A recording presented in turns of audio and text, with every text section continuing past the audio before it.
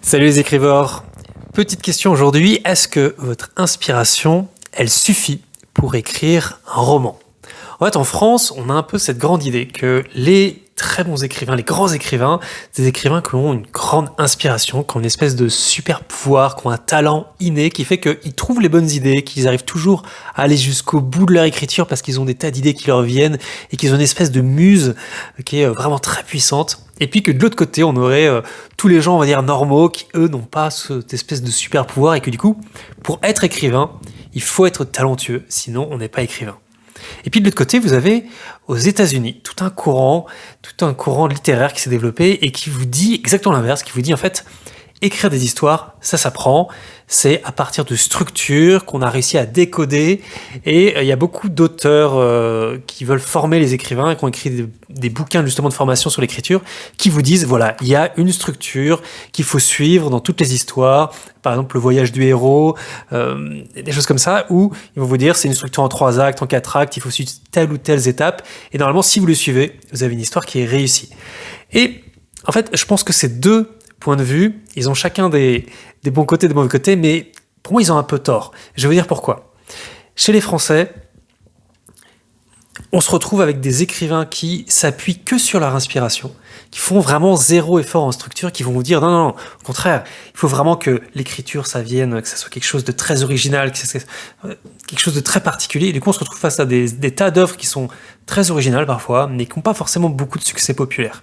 Et à l'inverse, aux États-Unis, on va avoir des tas de livres qui suivent exactement la même structure, qui sont presque du copier-coller les unes aux autres, qui ont des espèces de grands succès d'un coup, puis ensuite qui disparaissent très vite. Et on a des œuvres qui se ressemblent un peu toutes. Et c'est assez dommage. Pourtant, moi je pense qu'il y a une troisième voie. Cette troisième voie, j'aimerais vous la partager aujourd'hui, j'aimerais vous la conseiller, parce que déjà peut-être elle va vous rassurer, et puis elle va vous aider à mieux écrire vos histoires. Parce que tout ne dépend pas de l'inspiration, et tout ne dépend pas de la structure. En fait, votre inspiration, elle est vraiment nécessaire, mais elle ne suffit pas.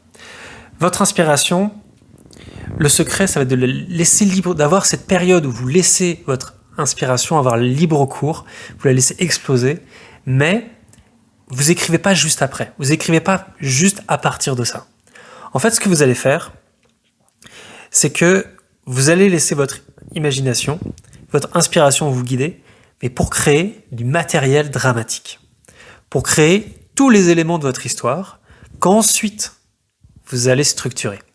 Vous voyez, ça va être très particulier. Il va y avoir un moment dans votre écriture, vous avez votre première idée, votre idée d'histoire, quelque chose que vous aimez beaucoup, vous avez envie de l'écrire, et puis vous avez tout de suite envie forcément de vous plonger dans l'écriture, et c'est tout à fait normal, mais en fait vous n'êtes pas obligé d'écrire du début à la fin, vous pourrez juste écrire des petits bouts, des morceaux de scène qui vous inspirent, des morceaux de dialogue, des choses comme ça, et puis ensuite, donc ça c'est vraiment la première étape, et puis ensuite il va y avoir ce moment où tous ces éléments, au fur et à mesure que vous faites travailler votre inspiration, vous faites travailler votre imagination, vous allez en faire des éléments dramatiques, c'est-à-dire des éléments qui concernent votre intrigue, des éléments qui concernent vos personnages, des éléments qui concernent le message que vous voulez dégager dans votre histoire, avec les scènes qui sont associées à ce message.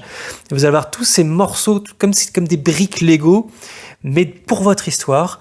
Et votre imagination, en fait, elle travaille pas du début à la fin, elle suit pas forcément la même ligne que votre histoire. Parfois, vous allez trouver les bonnes idées qui concernent la fin de votre histoire. Parfois, vous avez juste trouvé une bonne idée qui concerne un personnage. Parfois, vous allez trouver juste une bonne idée qui concerne un lieu, qui concerne un dialogue. Et toutes ces idées, en fait, ça va vous créer vos briques Lego. Et l'objectif, en fait, de cette étape d'incubation mentale, ça va être de créer toutes ces briques Lego, tous ces matériels dramatiques, ces éléments dramatiques, et en fait, vous allez les réunir dans ce qu'on appelle un synopsis, c'est-à-dire un résumé de votre histoire qui fait, à partir d'un gros paragraphe jusqu'à 2-3 pages.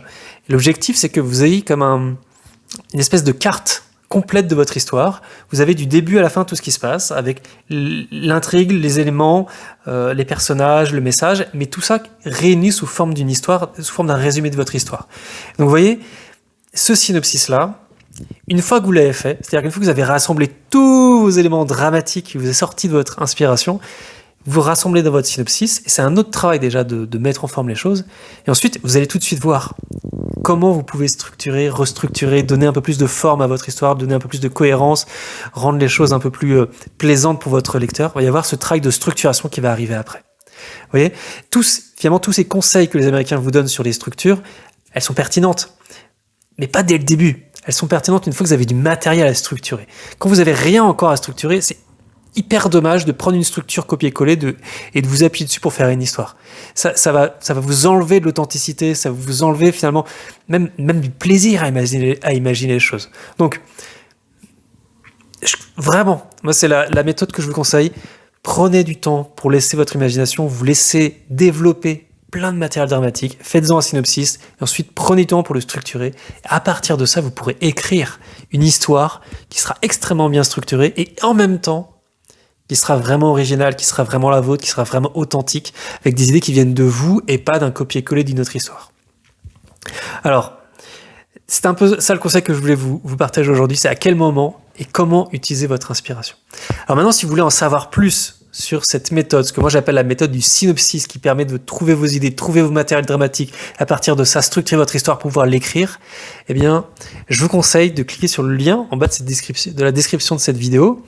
C'est l'inscription pour les mails privés des écrivores. Voilà, vous pouvez rejoindre la communauté des écrivores. Régulièrement, j'envoie des mails dans lesquels je vous partage un peu plus de conseils et de bonnes astuces sur ces méthodes d'écriture, ces méthodes du synopsis, ces méthodes de créativité, et comment vous allez pouvoir réussir à écrire toute votre histoire. Donc si ça vous intéresse, je vous encourage à cliquer sur le lien en bas de cette vidéo, et puis moi je vous dis à très bientôt, bonne écriture, à la prochaine.